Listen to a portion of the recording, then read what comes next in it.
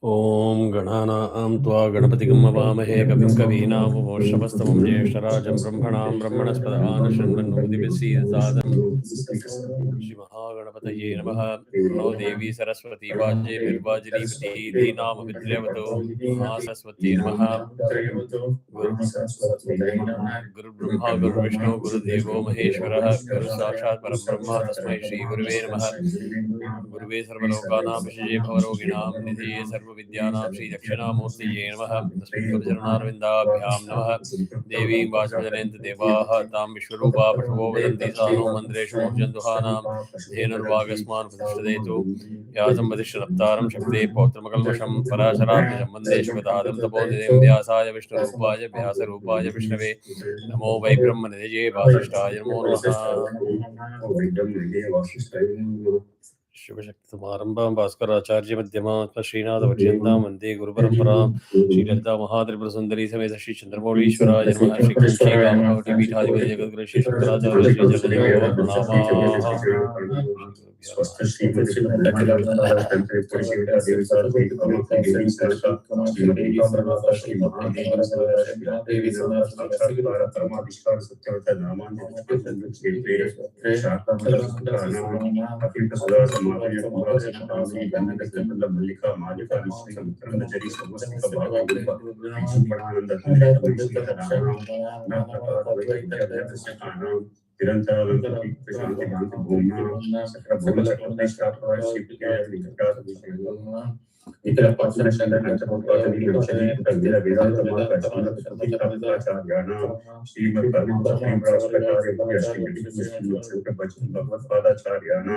अधिष्ठाने सिंहासनं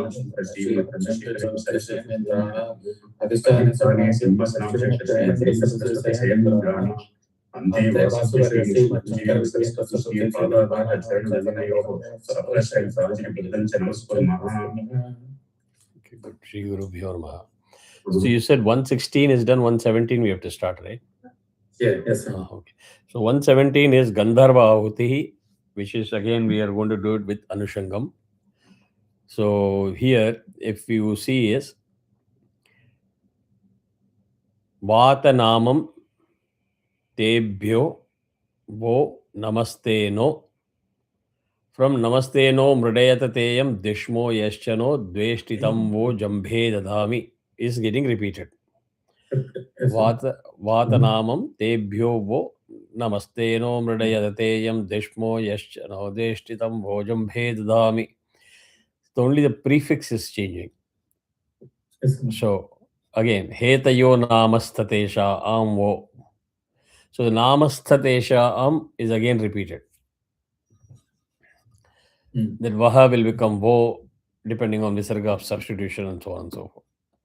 So for prefixes Hetayo Nama, Nilimpa Nama, those kind of things. Yes, sir. After Vo, it is direction. Puro means Purva, then Dakshina, then Pashchima, Uttara. That is how it goes again. Starts from east. So Purogruha, Agnirva Ishavas Salilo. Agnirva Ishavas Salilo. Similarly, Dakshina Griha Pitarova Ishavas Sagaro. Then again, Vajrino Namastatesham Paschad, this is Paschima direction, Paschad Grihas Swapnova Ishavo Gahvaro. Avastava no Namastesham Uttarad Griha Apova Ishavat Samudro. Adhipatayo Nama Upari means Urdhvam. Griha Varshamba Ishavo Vaswan Vatanamam Tebhyo. Same way, Kravya Namasta Parthibhyastesham Va Iha Griha Annam Va Ishavo Nimisho Vatanamam Tebhyo. Right? So basically you need to understand this when you are practicing or learning. That way then it becomes very easy. Otherwise you'll come under time pressure and start chanting faster and make mistakes. So let's get the groups first. Vatanamam Tebhyo Vo.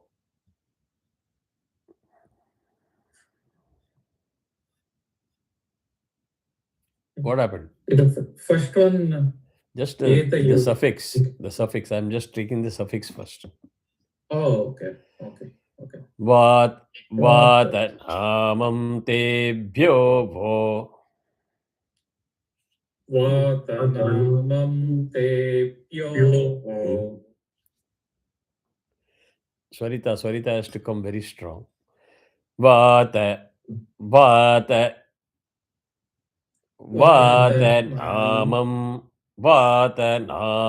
tebhyo vo. Vatanamam tebhyo.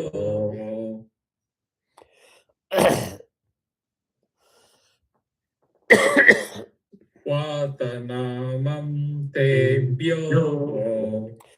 Namaste no mridayatha teyam. Namaste no mridayatha teyam.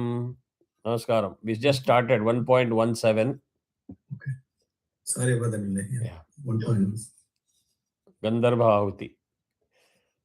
Namaste no mridayatha teyam. Namaste no mrudayatayam. Namaste no mrudayatayam. See, when you're delivering the aksharas, right, the swaras have to be consistent, and udata means udata. I'm seeing a lot of fluctuation in that. So you'll have to hear your own voice and fix it. Namaste, no. There's only one swara. You can't change it like no. These are all inconsistent swaras. Namaste, no. Even if you say it 100 times, that no has to land exactly at the same point. Mridayata. Ta is anudata. Mridayata. Teyam. Udata again, it has to come up. It can't say teyam. Gone. Mridayata teyam yam teyam. You see how many times ever I say that, it will fall at the same spot. So, namaste no mridayata teyam. Namaste no mrudayatayam. Correct. Dveshmo yascha no dveshtitam anunasika. Dveshtitam vo jambhe dadhami. Dveshmo yachano dveshtam jambe dadami. One more time. Dveshmo yachano dveshtam jambe dadami. Now in the same group, chant the whole thing from Vatanamam to Dadhami. Keep the grouping same, keep the pause, and then chant. Vatanamam tebhyo. Namaste no mrudayatayam. Vishmo yachano dveshtam jambhe dadami. Okay, both of you chanted in sync, which is fine, but you cannot put so much of slow pause. I'll give you the way it has to be chanted, because this is a known verse, right? Tishmo Yaschano Dveshtitam Vo, you learned it in Rudram. So if you chant like Dveshmo Yascha no Dveshtitam Vo Jambhe, it is not fair. At least that part you should be able to chant easily. Like Dveshmo Yascha no Dveshtitam Vo Jambhe Dadhami. Right? Yeah. Try that. Vatanamam No.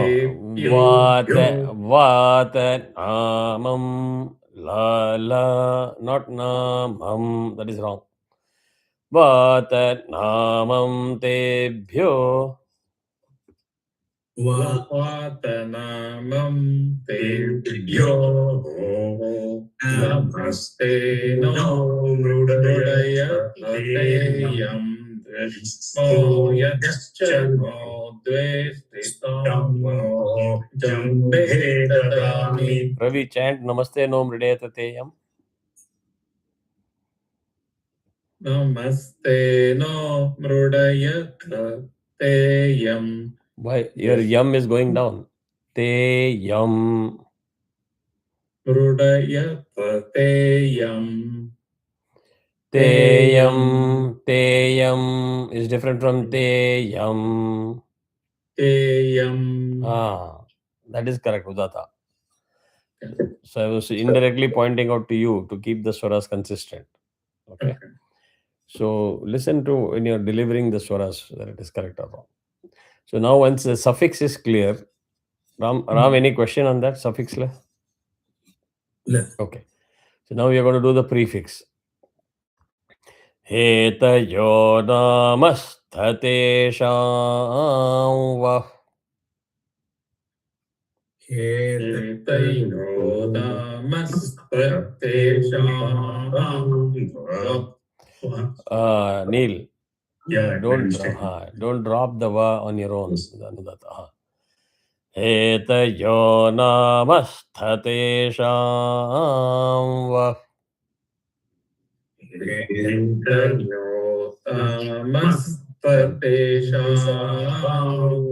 Correct.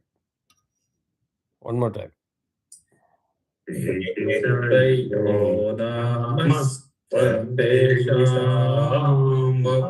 Correct.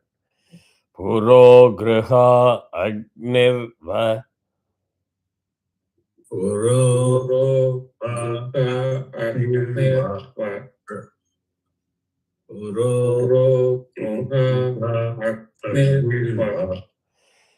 Ishavassalilo.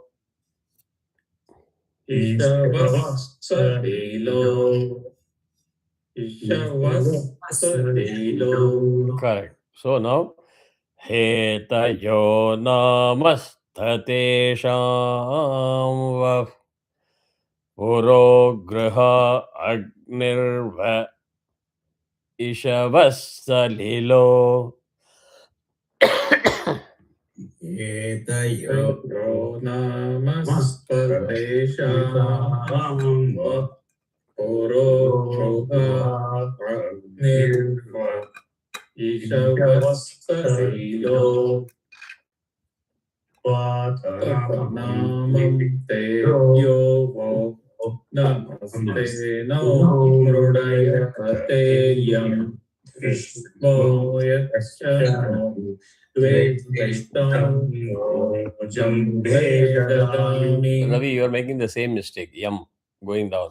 Neil, you are making the same mistake of Vaha going to Anudata. See how I am chanting. Hetayo namasthate vah. Vah. Different from tesham vah. You must yourself hear that sound dropping down like vah, yam. You're taking it to Anudata when it is not there. So try to fix that. Hetayo namasthate vah. Puro griha agnirva ishavas salilo vatanamam tebhyo vo namaste no mridayateyam teyam dvishmo yascha no dveshtitam vojam bhedadhami. Hetayo namaste Shama Puro Agnirva Ishavastalilo Vatanamam. Wrong. Up to Salilo it was good. Hello. Please, when I'm saying hello, stop. No. So up to Salilo it was correct. Again, Swaras going out of control. Vatanamam. You can't do that, man. We are going piece by piece, we are going slow. Then I don't think you should make such mistakes. Again, I will chant the full one. See where your swarams are falling. Hetayo namasthate vah puro gruha agnirva ishavassalilo vata. So split it if you're not able to get the swara right. Vata namam tebhyo. You can do that, right? So you can't just swap the swaras. Vata namam tebhyo vo namaste no mridayata teyam dvishmo yascha no dveshtitam vo jambhe dadhami. हेतयोतामस्ततेषां पुरो गृहा अग्निर्व ईशवस्तलिलो वातनामं तेभ्यो वो नमस्ते नो मृडय तेयं विश्वो यच्चनो द्वेष्टितं वो जन्मे ददामि. Ravi, you will have to take that as a homework. You are unable to control the yam. I don't want to slow down the class. Let's fix the vatanamam tebhyo vo. It's not that difficult phrase. So follow what I'm doing. Vata, mental pause. Vata, ta, udata. It is not vata. So don't drop anywhere anudata. Vata, namam tebhyo vo. Namam tebhyo vo. Vata, namam tebhyo vo. Yeah, try. वातनामं तेभ्यो वो. Correct. Neil. वातनामं तेभ्यो वो. Perfect. Ram. वातनामं तेभ्यो. All three of you together. वातनामं तेभ्यो वो. Now try from Hetayo together. हेतयो नमस्ततेषां पुरो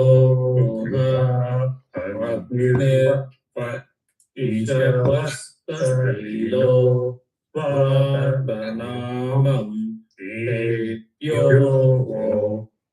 नमस्ते नो मृडयतेयं. No. Can we once suggest one thing? If it is not very rude, can we suggest one thing? Can you use all of you individually to practice some of the basics? Take one of the Rik. Because at Udagashanti level, if I start correcting like this every time, and you guys are repeating the same mistake, that only because you have no time for practice during the week. After April 30th, we are doing the class today. It's a lot of time. Lots of mistakes. We can't do that. When I fixed other things, sta became a problem. Heta yo namasta. You're just leaving it as it is.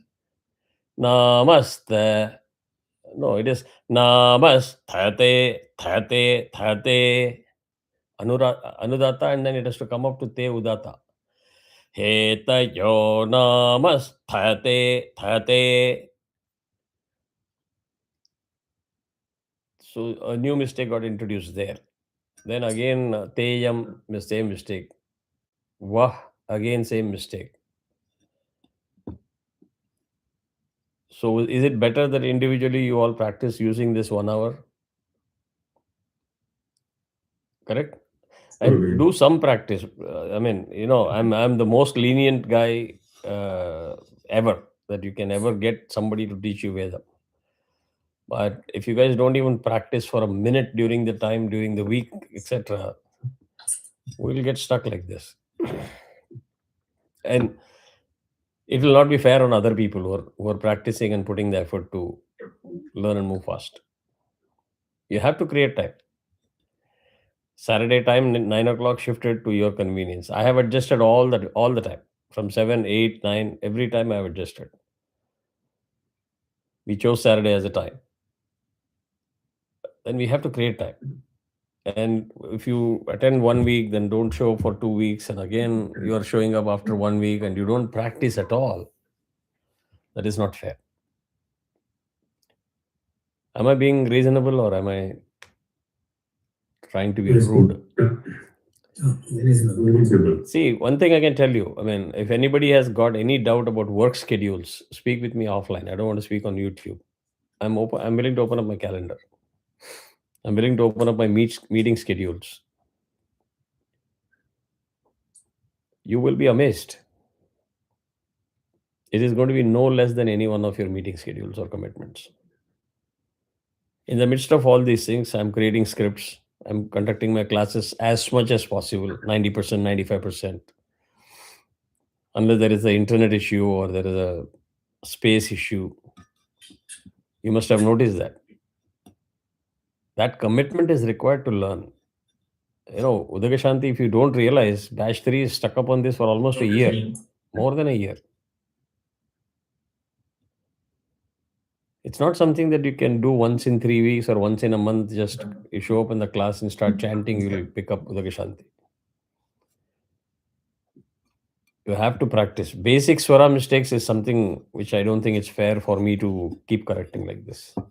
Yes, words, if they are difficult, I'm trying to break it up into individual groups. Too many mistakes. So is it fair that we can stop and you use this time to practice? You can continue on the call. Sure. Please be frank. I mean, if you feel no, let's continue, I don't mind continuing it. But lots of mistake. I can't ignore it and say, okay, let's move forward. You chant Ravi all by yourself, individually. And I want both of you, Ram and Neil, to honestly say whether it was perfect or whether it is still mistakes are there. General.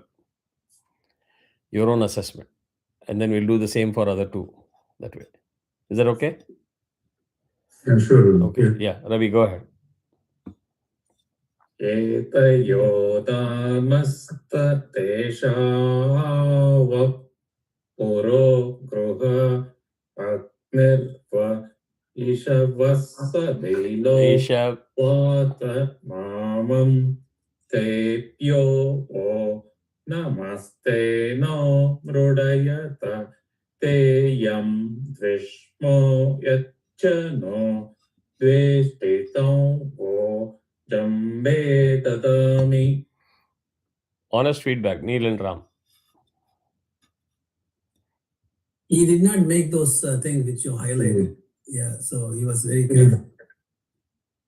Yeah, he was okay. He was, in my perspective, all the swaras were correct. First two words, I think, Yonamast. I think there I felt something. Yeah, he did not put the right swara for the sta. See, just because he is Kannada and he's your good friend, you cannot be very, very goody to him. Then, I can also be goody to all of you. Try to earn a good name. Oh, Kumar is the best teacher. You all will be happy with me, but nobody will be happy with you when you chant outside. That is not the why. problem is when we hear it, we have to kind of process in our mind. Exactly. So then it's not like same level as you just. No, I'm not expecting a same level. That's why we don't identify some of the nuances. Correct. I understand that. He's saying the right thing. And I understand. Yeah, I understand that. I'm not expecting the same level of correction, but there is a fundamental mistake. If you heard it, openly give the feedback because you are going to help him. Why am I correcting him is because to help him. The correction is not for demotivating somebody. So Neil was not very fair when he said he spoke all the swaras right. And if you expect Ravi to give you the same compliment, I don't think he may not be able to give you the same compliment. He'll be brutal with you. So what do you do? Right? No. Again, the stha was not correct. Tesham vaf purao graha agnirva is okay. And Mr. Neil, Ishava is different from Ishava. Sounds very similar. Ishava versus Ishava. Yes or no? No, Neil picks up the mistake. Why I picked up on Neil is because he picked up the mistake, but he wanted to be very goody with you. Chala bagunnara. That is not fair. Okay. Ishavas Lilo. See, at this speed, you have so much time to give that right swara to the right akshara.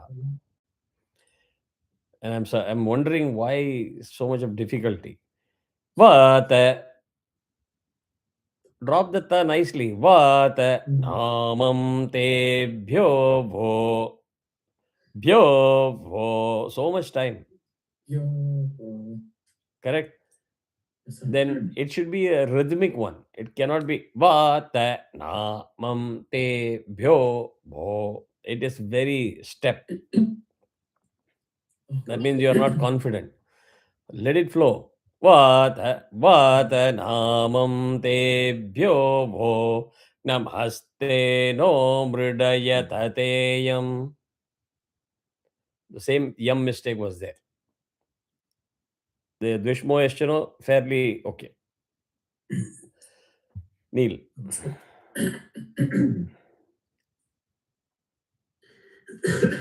Yeah, you can drink water also. If you want, I can ask Ram to chant now, then you come later.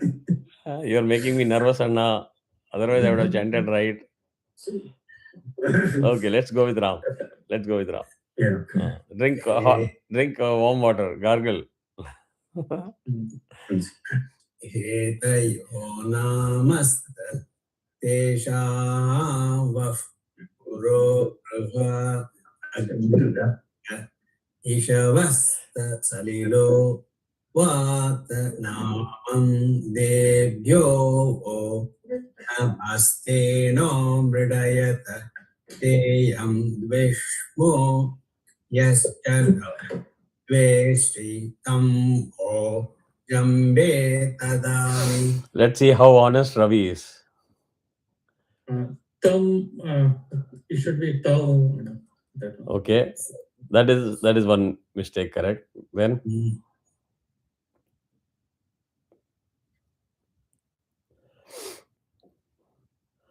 Deshmo.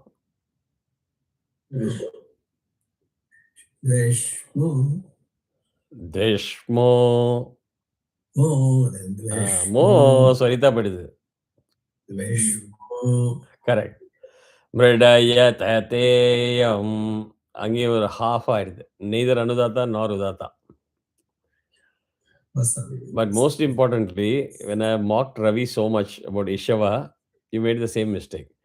Ishavasalilo. Ishavasalilo.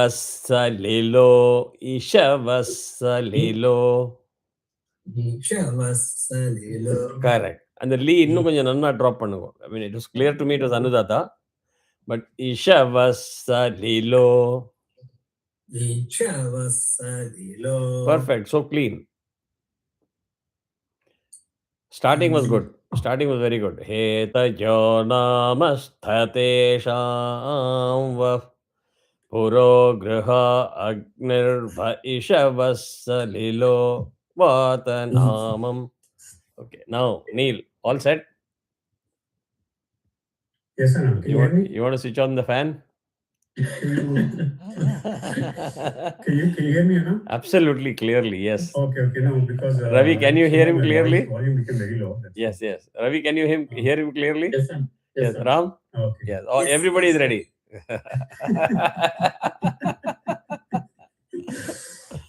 You throw it off.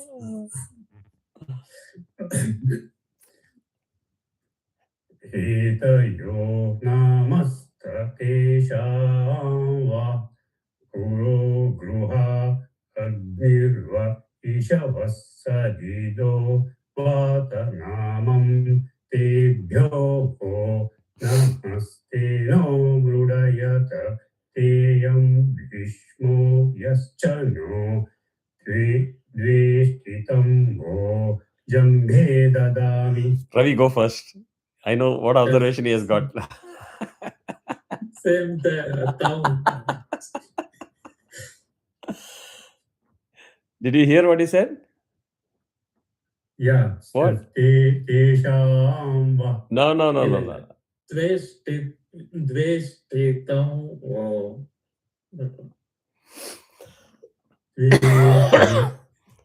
Dveshtitam vo. After Anuswara, the va is coming. So what should it be? Dveshtitam vo. Town. Anunasika. Other than that, Ravi, any other mistake?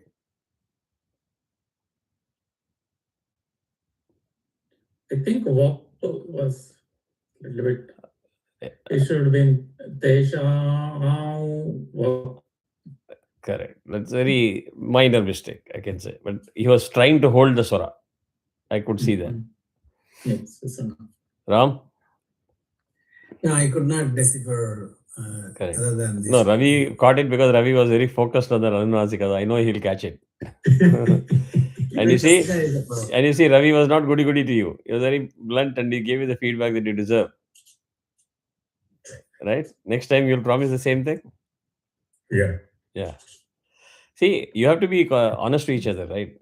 We are not here to criticize each other to put somebody down. Otherwise, we'll not learn. What's the point? At least I don't intend to do that for Vedam. Even for Shlokam, I don't do it. Teaching wrong and chanting wrong, and again you will be teaching somebody else also the same way. That is the biggest disservice you can do to people who are learning it. Okay, we'll try one more, but if you continue to make the mistake, then you will have to practice on your own. Fair enough? Okay. The same thing, we don't need Vata Namam. Again, here, if you see in both the second, next and the third one, Va is not Swarita. So you have to keep an eye on that. So just because you did Swarita in the first doesn't mean it has to be everywhere, it has to be the same Swara, right? So keep that in mind. Isha Vas, again, Va is Anudata here. Correct? So you'll have to see the differences and make sure that you appropriately chant it the way it should be chanted. Nilimpanamasthatesham wo.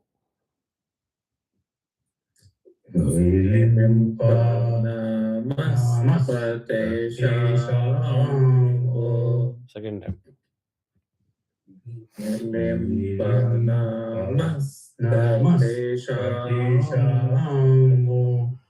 Dakshina griha vetaro va.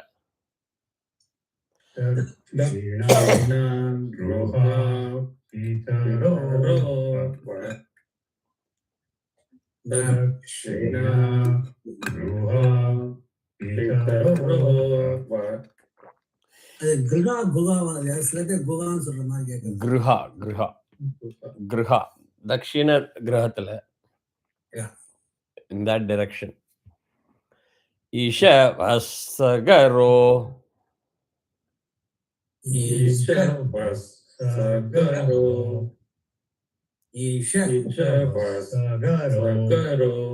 Vatanamam tebhyo vo namaste no mridayatayam vishmo yascha no dveshtitam vo jambhe dadhami.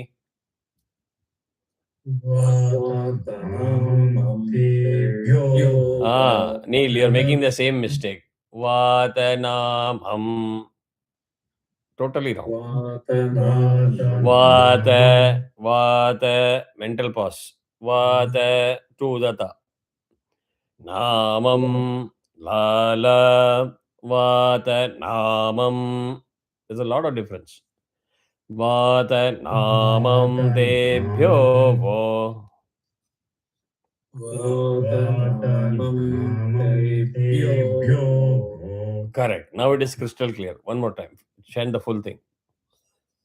Vatanamam tebhyo. Namaste no Hridayateyam Vishmo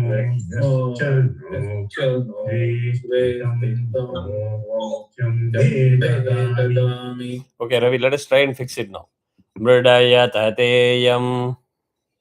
Hridayateyam. Mridayateyam. Mrudayateyam. Mridayateyam. Mrudayateyam. Mridayateyam. Mrudayateyam. Mridayateyam. Mrudayateyam. See how the yam is going up? Yes, sir. So you capture it with the te. Mridayateyam. Mrudayateyam. No, now ya went down. Mridayateyam. Mrudayateyam. Correct. One more time. Mrudayateyam. One more time. Mrudayateyam. Now it is fixed. Yes, sir. Don't let it go down again. Yes, sir. Now start from beginning.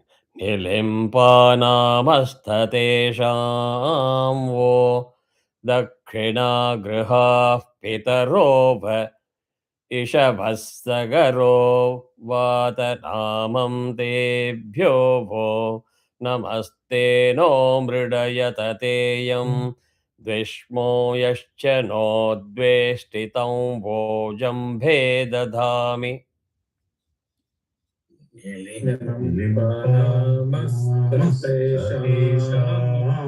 vo dakshina pitaro ishavasagaro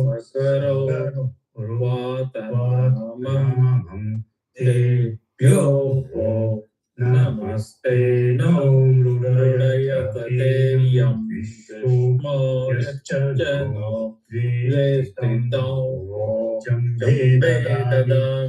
Yeah, now I'm going to make Neil do the imposition because he's making the same mistake over and over again.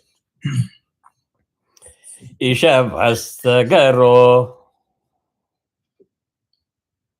Ishavasagaro. E is one matra. Don't drag it as Ishavas. It is Ishavasagaro. Ishavasagaro. Ishavasagaro. Ishavasagaro. Don't rush the va. Ishavasagaro. Ishavasagaro. Correct. One more time. Ishavasagaro. No, again you're dragging the E. Ishavasagaro. Ishavasagaro. No, control the E. E is one matra. Ishavasagaro. Correct.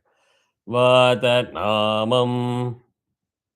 Vatanamam. Say it 4 or 5 times. Vatanamam.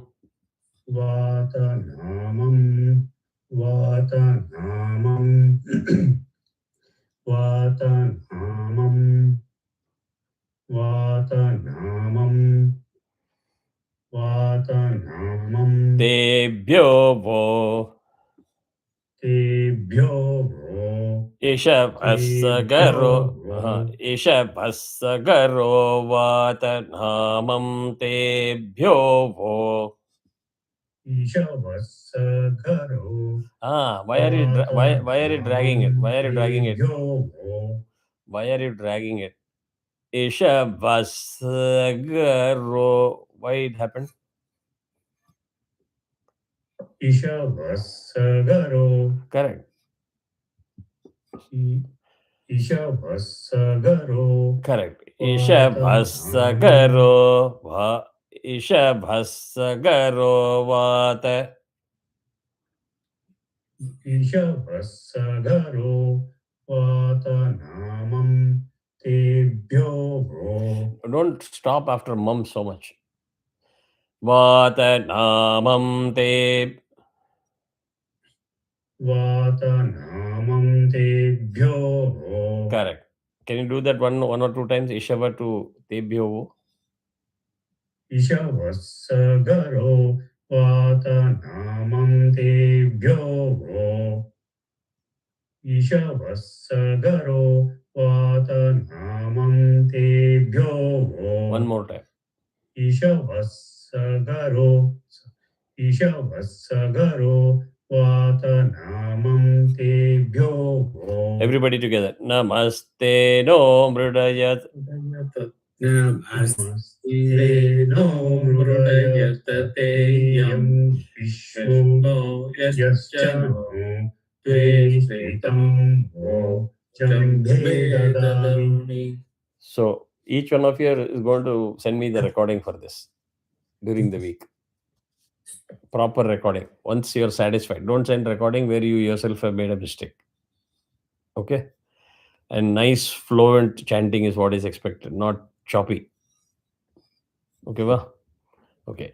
Vajrino namastatesham. Vajrino namastatesham Vajrino namastatesham Paschat graha sapnova.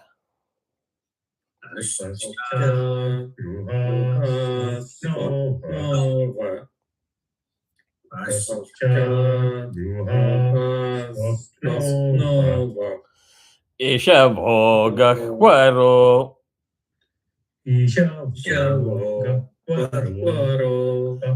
Neil. Yeah, made a mistake. Don't put some swara of your own. Yeah. Ishavogahvaro.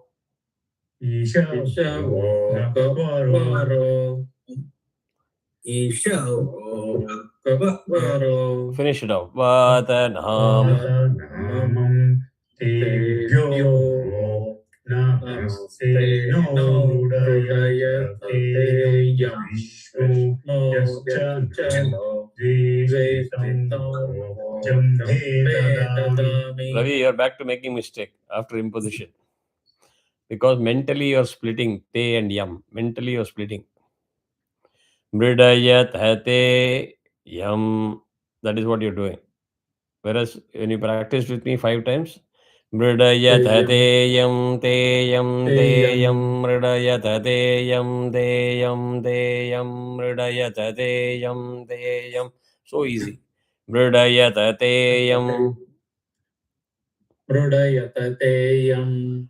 But you have to remember that when you're chanting it in the full. If you again pause, too much of pause also will cause a lot of mistakes. Don't need that. So same way, avasthava no namastatesham va. Avasthava namastatesham. Avasthava namastatesham. Uttarad griha apova.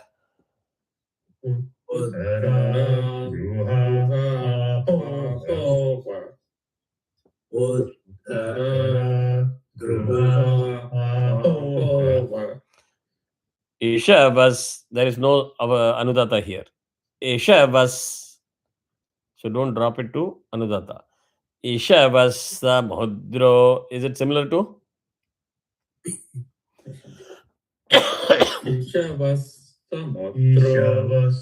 It is similar to. It is similar to. Ishavasa lilo. Come on. Ishavasa mudro. First one.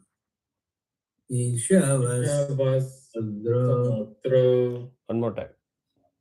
Ishavasmudro. Vatanamam te. Vatanamam Tebhyo. Namaste no mrudayatateyam Vishnu yaschano Tveshritam Jambhe dadami. Neil, wo, complete wo. Taum vo dirgham.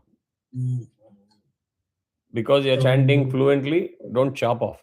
Taum, you don't chant like dveshti taum vojam bhe. Dveshti taum vojam. Dveshti taum vo. Correct. Jambhe dadhami. Correct. So one more time. Avasthavano namasthate Uttarad griha apova Ishavas samudro vatanamam tebhyo vo Namaste no mridayata teyam tishmo yaschano Dveshtitam vojam bhedadhami. Avasthavano namasthate Uttara Druha Apova Ishavassamudro Vatanamam Tebhyo Namaste no Mrudayateyam Vishmo Yachano Dveshtitam Vojam Vedadami. Adhipatayo namasthate shamva. Adhipatayo namaste shamva. Adhipatayo namaste shamva. Uparigraha varshamva. Uparigraha varshamva.